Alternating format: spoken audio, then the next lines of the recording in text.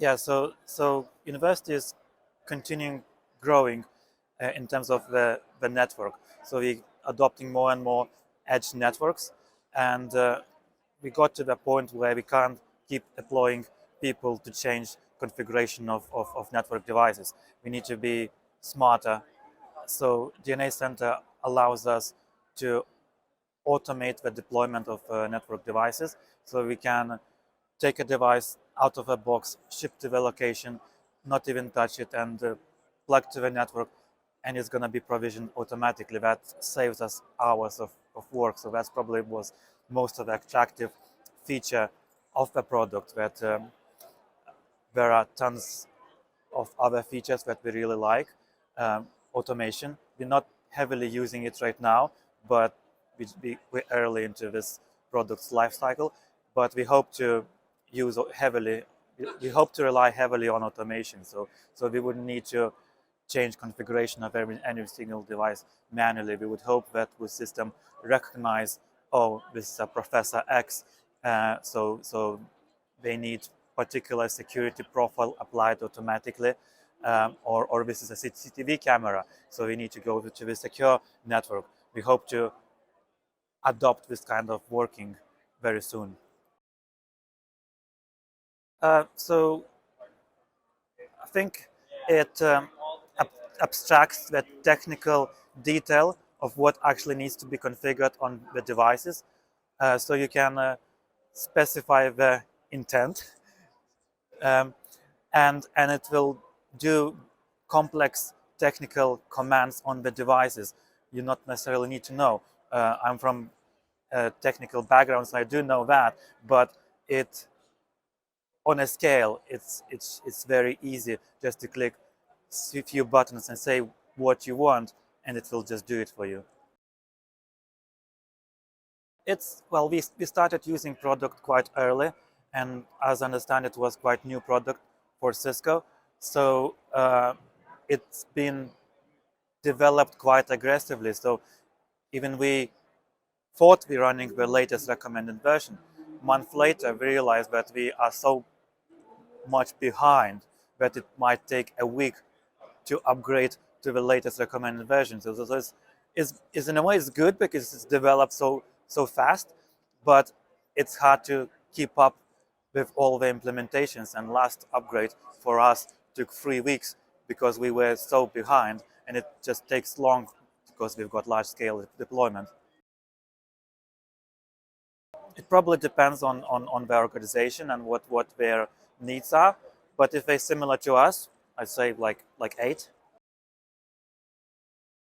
So if a company is big with highly complex networks, lots of VLANs, lots of subnets, and dynamic, uh, people are moving from one location to another location. That's good because you can guarantee that in building A, the user experience will be exactly the same as in building B. On the other hand, if you are fairly small and localized and quite static, you probably don't need to go through the complexity of learning that big product.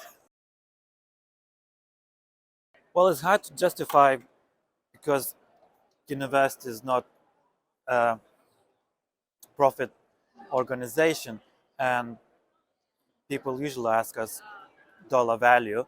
We don't have one. As long as the reputation is good, the students are happy, the experience on the campus from a student and academics are good, I think that's a success for us.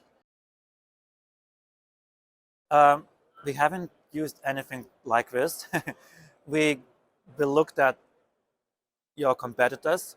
I think we're quite early in their products. So I think now Cisco DNA Center is quite mature, still in heavy development, and but compared to your competitors, we think that there is nothing like it out there.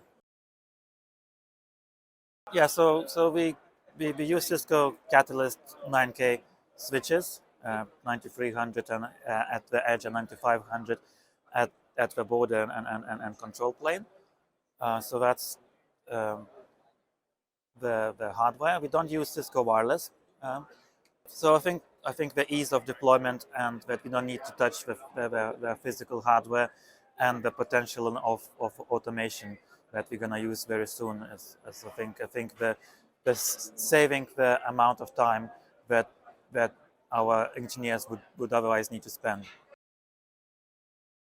Um, so ease of use, I I think to begin was to get your head around what is it.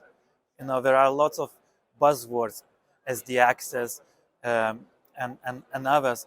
Just just to get your head around what actually we need to deploy was quite challenging. But once we knew, you know, through the partners and Cisco acceleration sessions, once we knew what it is, and we realized that this is what we need, when it's deployed, up and running, and the operation is very easy and almost like intuitive to use right now. It's probably 8. We used support recently, and it's it's hard to tell because Cisco DNA Center is not in a path of any traffic. So when Cisco attack case, for example, asks what impact this problem is to your business, we usually say very low because it's everything's still running, which we just can't manage. And then if we say very low, so we might not get a response very soon. So, but once we get a response, it's usually dealt very efficiently. Yeah, not sure. Probably not right now because we're not using all capacities of it. But if we did, I would say yes. Yeah, yeah, yeah, yeah. I think so. Yeah, yeah. I was just very general. Uh, I was, it, yeah. We have Cisco ICE, Identity Service Managed Engine. We don't regularly use it. We're still in a process of learning how it works. Uh, yeah, it's probably that what I'm responsible. Cisco DNA Center software is mainly what we use.